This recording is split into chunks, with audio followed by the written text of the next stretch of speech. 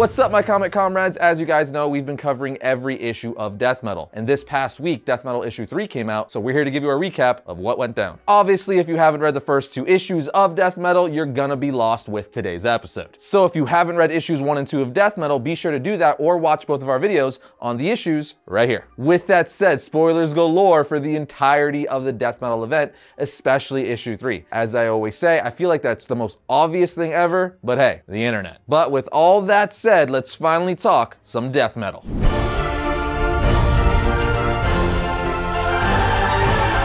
Issue 3 starts off with Batman and Wonder Woman's ship crash landing on Apokolips. It's the composite ship that Toymaster made for them, which we saw in the previous issue. We then see a Brainiac version of Batman and an Atrocitus version of Batman called Batrocitus, and they're checking the wreckage only to find Jonah Hex, who they think is dead. But he's not, and instead detonates a bomb, killing all of them. We then see Wonder Woman, Batman, and Harley Quinn racing through Apokolips, as we see the explosion from Jonah Hex in the background. We also see that parademons on this world are Robin parademons, or Para-Robins. So much so, they even say, "Holy boom, Batman." Yeah, Scott Snyder is definitely getting all of his fanboy dreams out in this series. Basically, we see that the Batman Who Laughs redesigned all of Apokolips in his image, as Harley also points out. She even says, "I'll say this, Bats, even the evil versions of you are damn good at branding." Wonder Woman then says, "The prison should be ahead. If we're going to win, we need him, Bruce. He's still the most powerful hero on our side." Swamp Thing then interrupts and says, "Wonder Woman, the Batman Who Laughs just became something else on Earth. He's been born again." After this, we are finally taken to Superman. Again, this is why Batman, Wonder Woman, and Harley are here to save Superman, as they're gonna need him to fight Perpetua and the Batman Who Laughs. But not only that, we're also introduced to a Darkseid Batman on this page. That's right, this comic introduces us to a Darkseid Batman who's referred to as DarkFather. We see that DarkFather has trapped Superman on essentially an elliptical from hell. We also learn that DarkFather has put glass paneling above him that are infused with shades of kryptonite that Superman never knew existed, because they're from the Dark Multiverse. And they're shooting kryptonite beams down on him, which is slowly killing his Kryptonian cells. But if Superman stops pedaling completely, the glass panels above him will blast him with anti-life, mutating his cells, changing him into a Darkseid permanently. This is also why one of his arms looks like Darkseid, because he's slowly turning into a Darkseid. But wouldn't you know it, Wonder Woman, Batman, Harley, and Swamp Thing show up, ready to bust their friend out. But obviously, DarkFather isn't having this, saying, "Demons, attack, kill them all." Wonder Woman ends up holding DarkFather at bay while Harley Quinn and Swamp Thing start fighting some Para-Robins. Batman then goes to Superman saying, "I have an idea of how to get you off this thing." But we see that DarkFather got away from Wonder Woman long enough to point a gun at Batman, but not just any gun. As DarkFather says, "Remember this, Batman? It's my own better version of the gun Darkseid himself used to send you back in time during the last crisis. But I've tuned it to your life force, so it won't just send you back, it'll erase you from history altogether. Beings pulled from the dark will remain unaffected, but your friends, your people, no one will ever know you existed." Superman then says, "Bruce, look out," as DarkFather shoots Batman, obliterating him with the anti-life beam that fired from his gun. But on the next page, DarkFather just looks down at Batman's body saying, "Why are you still here?" as he was supposed to be vaporized. But Batman just responds, "To watch this next part,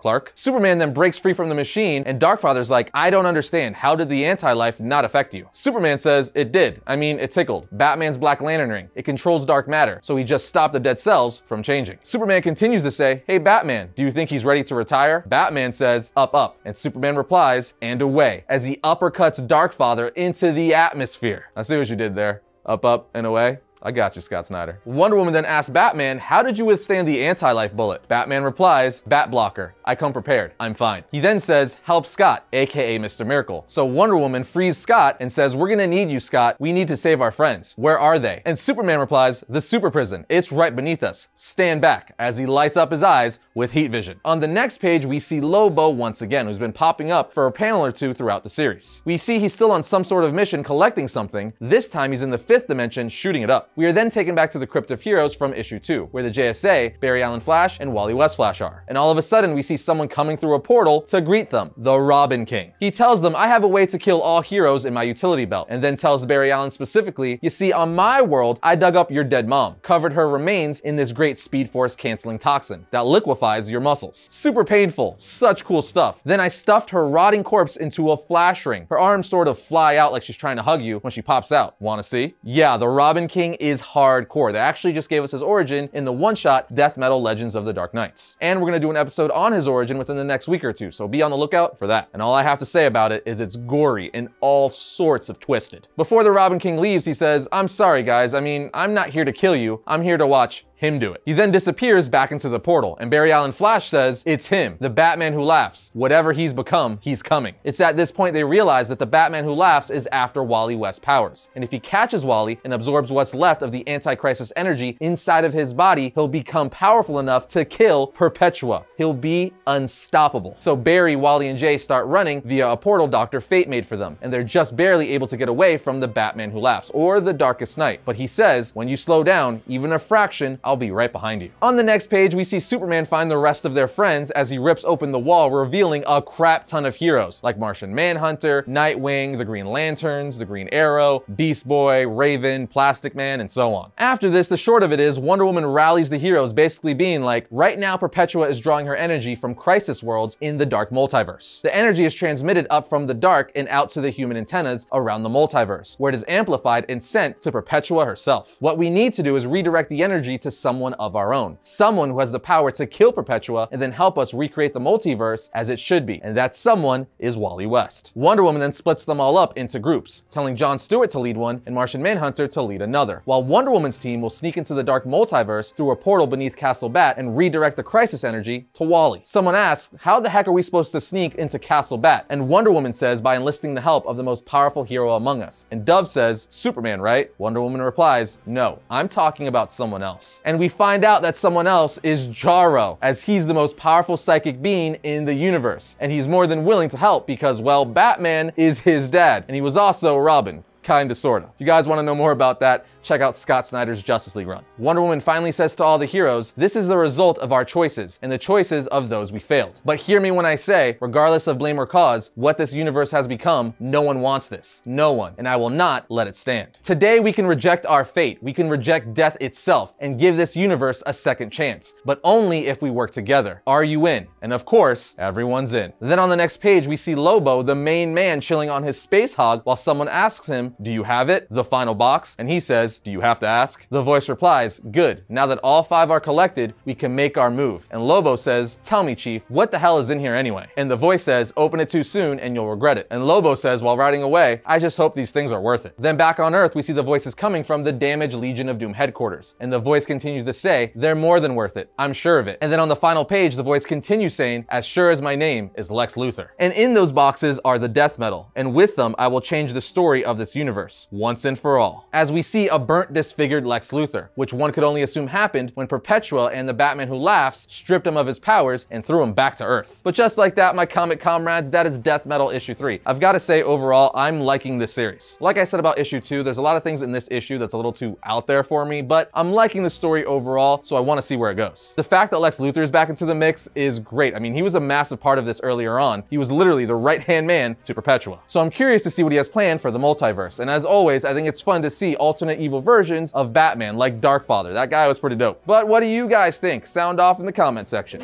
And just like that, my comic comrades, that brings another episode of Variant to a close. But if you enjoyed today's episode, be sure to check out this one right here. And if you like all of our content and our videos, be sure to subscribe, like, and comment. It helps us out. But I'll see you guys next time when I talk about all things comics.